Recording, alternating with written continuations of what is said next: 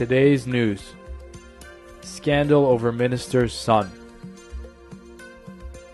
Former parliamentary candidate accuses general prosecutor of criminal involvement.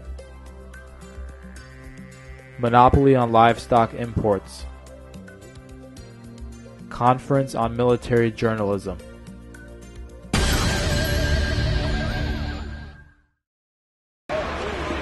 Today, the Yasamal District Court held a preliminary hearing on Anar Mammadov's lawsuit against Azadlyk and Yeni Musavat newspapers. Anar Mammadov is the son of the Azerbaijani Transport Minister Ziya Mammadov.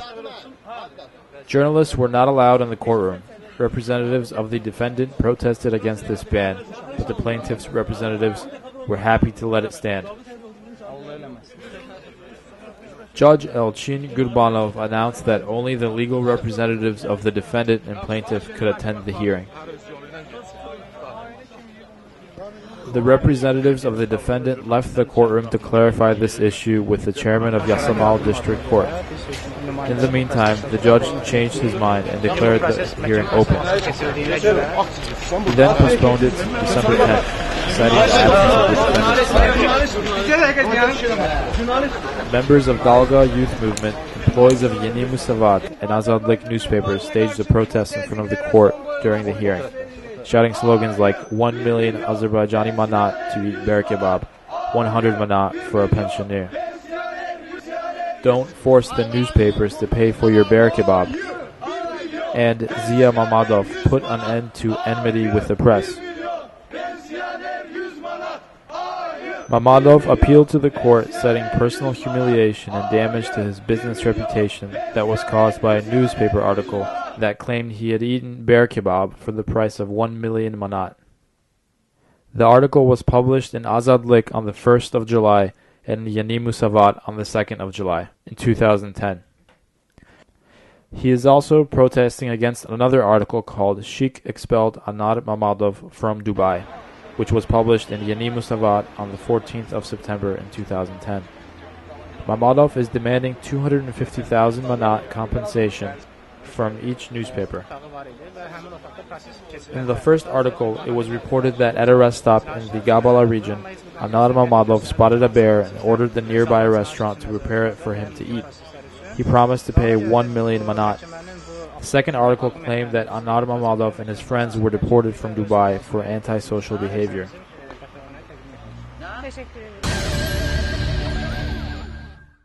Vidadi Iskandarov, the former parliamentary candidate for Goyjay Akdash election constituency number 89, held a press conference at the IRFS Press Center today. He accused General Prosecutor Zakir Garalov of collaborating with Haji Mammadov, who has a lifetime prison sentence for committing and contracting crimes. Garalov was involved in the murder of Reina Nasibova, a citizen who knew about the crimes committed by Haji Mammadov and Rovshan Aliyev, the former chief of General Prosecutor's Office Criminal Examination Department. Rovshan Aliyev spoke to Garalov on the phone for 40 minutes on the day that he was murdered. Nasibova was killed a day after she met with him. Garalov spoke about Aliyev's murder at the hands of Haji Mammadov's men, said Iskandarov. He added that Garalov had done nothing to stop any of this. Iskandarov said that a criminal case had been opened against him under fabricated charges of election interferences after he exposed instances of election fraud during the recent parliamentary elections. Later, he faced a much more serious charge of robbery. They claimed that I stole jewelry from female election commission members who had left their jewelry in the office and forgotten to pick it up again. The regional prosecutor's office forced these women to testify against me, said Iskandarov. Iskandarov called upon President Ilham Aliyev to dismiss Garalov from his position and to carry out reforms in the system. He said that he hadn't ruled out the possibility that he might be arrested after the press conference, but that he would fight to the end.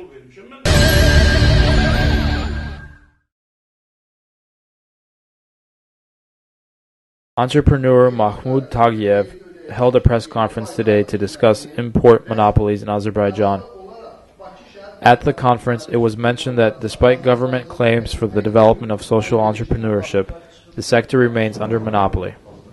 These conditions were blamed for the recent increase in prices across Azerbaijan. Tagiev pointed to the case of Chairman Aliar Babalov of Umid Agro, who faced high levels of bureaucratic interference last week. Though his company is officially registered with the government, employees of Broker Limited Liability Company stopped him from crossing the border between Georgia and Azerbaijan with his 30,000 livestock. They demanded that he pay $30 per animal. According to Badalov, Broker Limited Liability Company employees told him that if he refused to pay them, he would be accused of drug possessions and be arrested. He moved the livestock in the neutral zone between Georgia and Azerbaijan and left. It was noted in the press conference that Broker Limited Liability Company had established local branches in any regions that had a border checkpoint, and that it is now impossible to import cattle to the country without approval from this private company. Broker Limited Liability Company is under de facto ownership of an oligarch who is the only importer of livestock to Azerbaijan.